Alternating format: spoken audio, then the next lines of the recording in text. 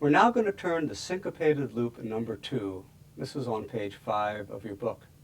Now we're going to shift keys here. This loop is going to be in the key of A. Let's look at the strum first.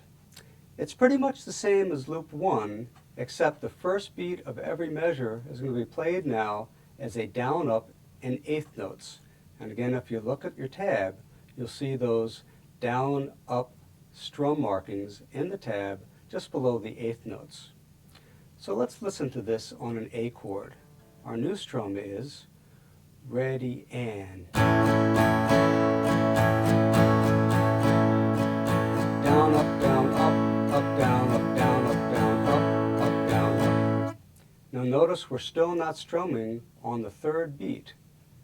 It sounds like ready and 1 and 2 and 3 and 4 and 1 and 2 and 3 and 4. And that's why we still call it syncopated. So that rhythm is moving forward. But now we have the eighth notes on the first beat. Now you're also going to learn your next two new chords. Let's start though with the A chord and look at the chord symbol, because you might be used to playing the A chord a different way. We're going to be fingering it with the first finger on the third string, the second finger on the fourth string, and the third finger on the second string.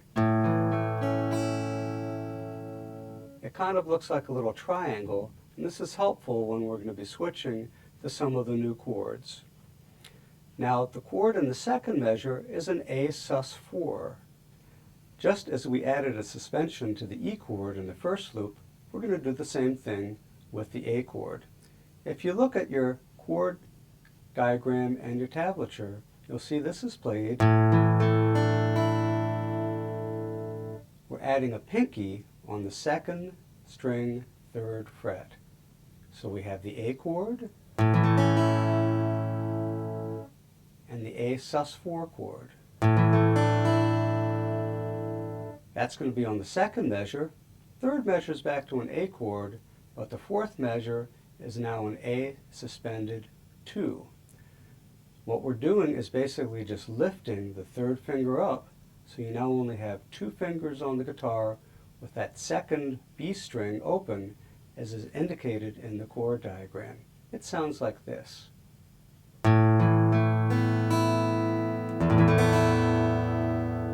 So we've got A sus4, and A sus2.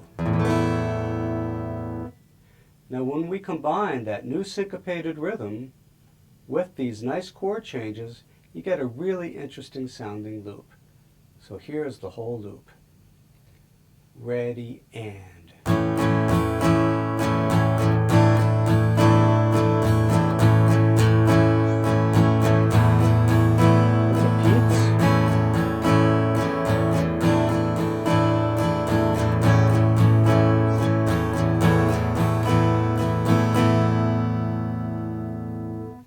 And again, since the first loop is an E and the second is an A, you could play the first loop and then add the second loop onto that. So if you use the repeats and play each one as an 8-measure loop, you can now create a nice 16-measure pattern.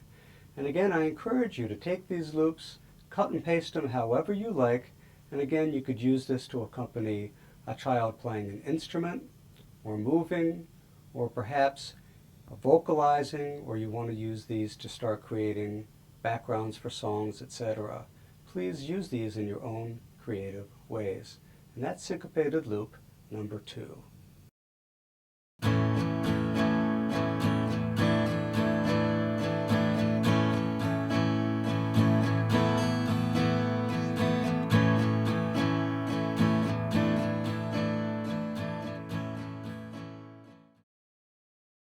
I'm just going to quickly demonstrate the idea of pasting two loops together. We won't do this each time, but just to show you how it works. So we're going to take our syncopated loop number 1, which is on page 4. Remember, that's in the key of E. We'll play it twice, and then we'll paste onto that syncopated loop number 2 as it's written on page 5, which is of course in the key of A. So now we're going to get a total of 16 measures with 2 loops pasted together.